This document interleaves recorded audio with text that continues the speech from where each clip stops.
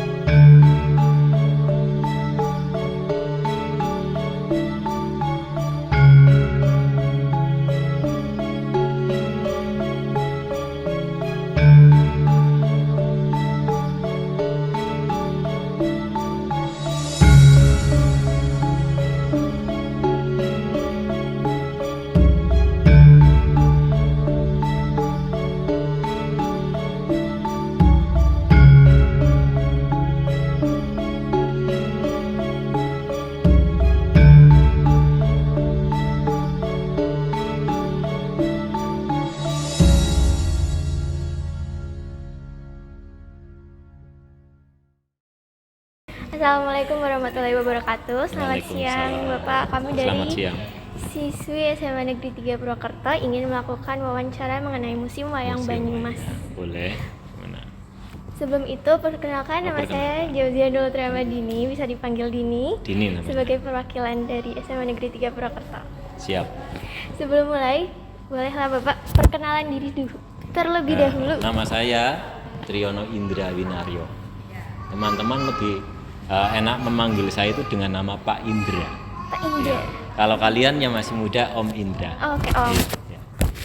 Kiranya seperti itu, Pak Indra aja. Oke. Lanjutnya? Lanjut ke pertanyaan ya, Pak. Iya. Oke. Sudah berapa lama sih Bapak kerja di museum ini? Saya kerja di sini itu baru sekitar 15 tahun. Baru 15 tahun. Sekitar 2007 mulai saya kerja di Museum Wayang Banyumas. Seumuran saya berarti. Umur kamu 15 tahun? Masih 14. Oh, 11. Korupsi 1. Lanjutkan. Tugas Bapak di museum ini tuh Kalau apa tugas saya sebagai pembantu untuk pemandu wisata di Museum Wayang Banyumas. Gitu. sih? Ya. Museum ini didirikannya kapan kira-kira? Kalau berdirinya Museum Wayang Banyumas ini, usia saya itu baru 1 tahun. Itu sekitar tahun 1982. Saya lahiran 81, promosi. Hah? Itu di tahun itu, ya. Dilanjutkan lagi.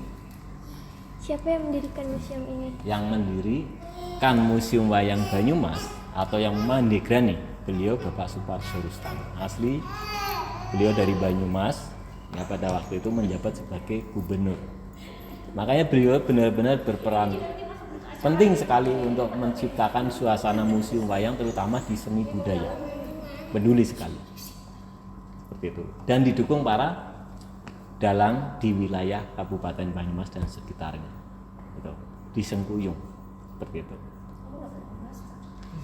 Ya, lanjutkan. Jenis wayang apa aja sih yang dikoleksi di museum ini?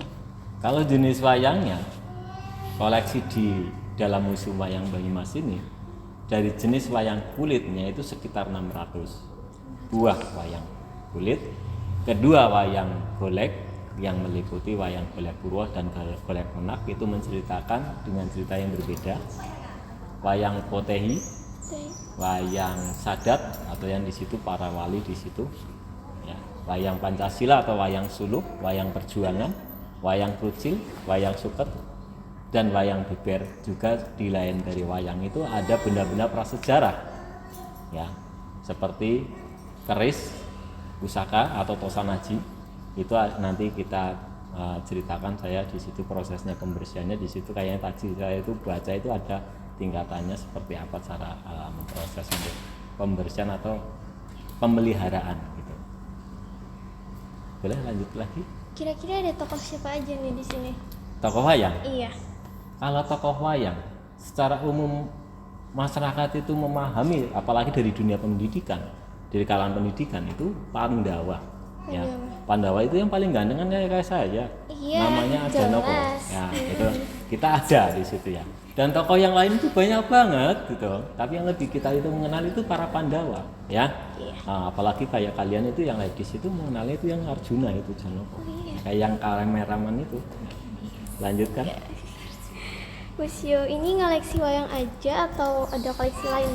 Pokoknya kalau yang bisa kita dapatkan di wilayah Banyumas, ya, Kabupaten Banyumas, itu yang jelas benda-benda prasejarah itu secara aturannya itu dari peraturan tentang BACB atau tentang cagar budaya itu minimal 50 tahun usianya, ya, terhitung dari 2010, ya, karena peraturan itu hadir itu di tahun 2010 ditetapkan sebagai pelindungan, ya. Baik benda yang meliputi seperti benda tosanaji, mata uang ataupun yang lainnya, yang di situ ada unsur untuk edukasi atau untuk pemahaman tentang nilai budaya, gitu. Kurang lebih seperti itu. Lanjutkan. Cara promosi museum wayang ini seperti apa? Kalau kita secara promosinya sudah diatur, ya, dari kedinasan kita melalui website Museum Wayang Banyumas, Instagram Museum Wayang Banyumas, ataupun Facebook Museum Wayang Banyumas secara sosial media. Juga di dunia televisian kayaknya sudah sering saya tayang di situ di Net TV Jawa Tengah, ya. Semoga aja itu sebagai sarana upaya untuk mempromosikan atau memperkenalkan nilai budaya yang ada di Kabupaten Banyumas, khususnya di Kota Lama Banyumas atau di Museum Wayang Banyumas, seperti itu. Tuh. Ya. Cara membersihkannya seperti apa sih, Pak? Pembersihannya. Iya. Yang dibersihkan apa ini? Gini. Banyak koleksi maksudnya. Maaf bercanda. Kalau dari wayang-wayang sudah kita tampilkan di lemari itu, yang kita lemari kaca itu sudah aman. Kita hanya pantau di situ. Kalau ada ramat-ramat kita pakai kuas atau sulap. Kalau seperti gamelan itu kita lap-lap, ya. Ada 1 tahun sekali kita pakai untuk pemeliharaan itu menggunakan bisa watu hijau atau berasok, ya gitu. Nah, termasuk kalau benda tosan haji itu yang nama pusaka itu kita menggunakan ramuan tersendiri. Di situ aja. Ada ritual-ritual khususnya nggak? Kalau ritual ada khusus di tosan haji karena rasa penghormatan kita pada leluhur kita. Ya, kita berdoa saja di situ dengan cara kita. Secara tradisi, juga secara keagamaan. Gitu. Kalau dibersihnya itu kira-kira berapa kali Satu sebulan tahun. kah atau setahun ya? Kalau yang jenis benda prasejarah itu 1 tahun sekali, termasuk gamelan 1 tahun. Tapi kalau wayang ini, kalau yang di dalam kotak itu setidaknya itu 1 bulan 2 kali. Seharusnya. Karena dia itu sifatnya lembab di dalam kotak. Kulit. Cara bahasanya mananya ya, Mandarin apa yaitu belulang. Ya, kulit ya. Dia itu kalau di dalamnya itu lembab, kita butuh diangin-angin. Makanya di sisi utara dari museum wayang itu ada banyak benang itu untuk menggantung, ya, untuk mengisi mengikis itu angin-angin, mengangin-angin wayang. Kayak gitu ya. Ada lagi? Rata-rata pengunjung tuh dari daerah mana aja? Kalau dari pengunjung museum wayang, karena kita wisata museum wayang ini wisata edukasi, Iya. ya. Berbeda dari wisata umumnya di tempat kita di Kabupaten Banyumas. Kita lebih cenderung ke edukasi, 75% dari pengunjung belajar. Ya. Yang 25% itu dari umum. Yang meliputi dari umum ataupun mancanegara itu 25%. Mancanegaranya 5% kalau ada.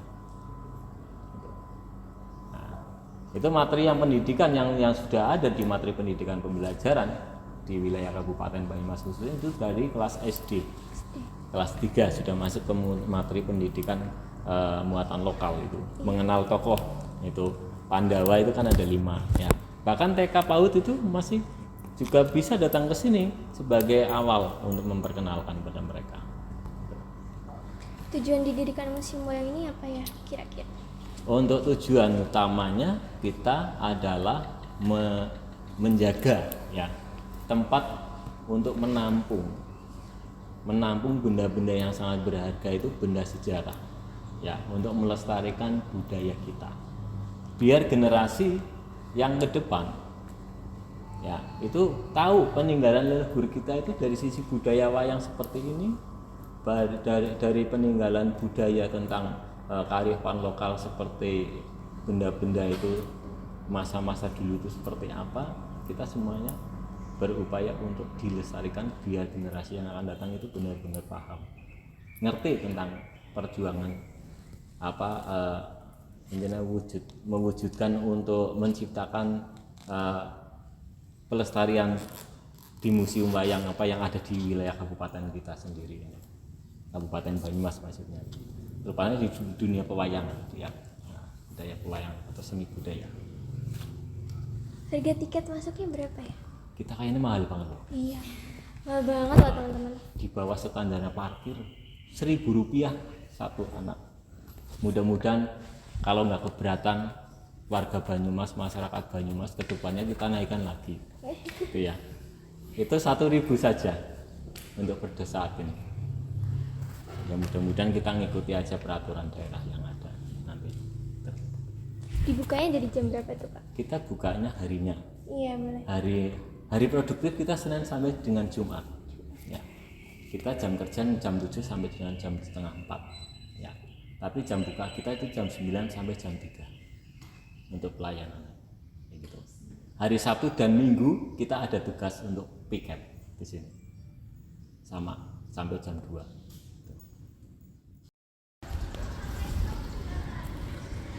Jadi segitu dulu ya guys perjalanan untuk 2 hari ini.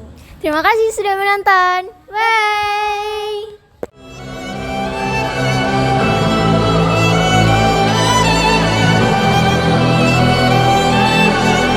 Through the battles won, still kingdom come.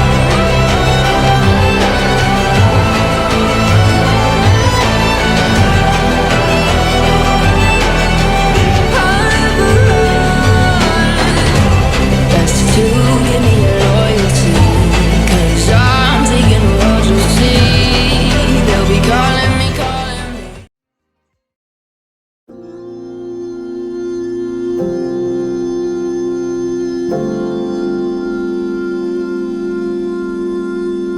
Thank